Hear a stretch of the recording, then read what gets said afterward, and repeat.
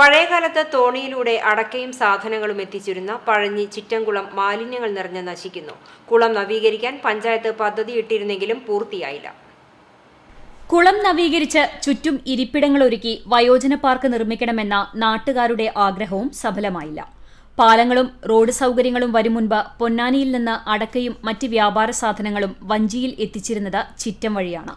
അന്ന് പുലർച്ചെ മുതൽ ഇവിടെ വഞ്ചികൾ എത്താറുണ്ടെന്ന് പഴമക്കാർ പറയുന്നു. പതിറ്റാണ്ടുകൾക്ക് മുൻപ് തന്നെ ചിറ്റത്ത് കുളത്തിൽ കൽപ്പടവുകൾ നിർമ്മിച്ചിരുന്നു. കാലക്രമേണ ഈ വഴിയിലൂടെയുള്ള ചരക്ക് നീക്കം നിലച്ചു. കൽപ്പടവുകൾ തകർന്ന കുളം നവീകരിക്കാൻ മുൻ പഞ്ചായത്ത് ഭരണസമിതി പദ്ധതിയിട്ടിരുന്നെങ്കിലും പൂർത്തിയായില്ല. തൊഴിലുറപ്പ് തൊഴിലാളികൾ ഇവിടെ കോൺക്രീറ്റ് കട്ട നിർമ്മാണം തുടങ്ങിയെങ്കിലും ഇതും നിലച്ചു. കുളം നവീകരിച്ച് സമീപ പ്രദേശങ്ങൾ മനോഹരമാക്കി ഇരിപ്പിടങ്ങളോടെ വയോജന പാർക്ക് നിർമ്മിക്കണമെന്ന് നാട്ടുകാരുടെ നേതൃത്വത്തിൽ മുൻപ് പഞ്ചായത്ത് അധികൃതർക്ക് നിവേദനം നൽകിയെങ്കിലും അതും നടപ്പായില്ല. ഇപ്പോൾ കുളത്തിൽ പ്ലാസ്റ്റിക് മാലിന്യങ്ങളും കുപ്പികളും അടിഞ്ഞുകൂടിയ അവസ്ഥയാണ്.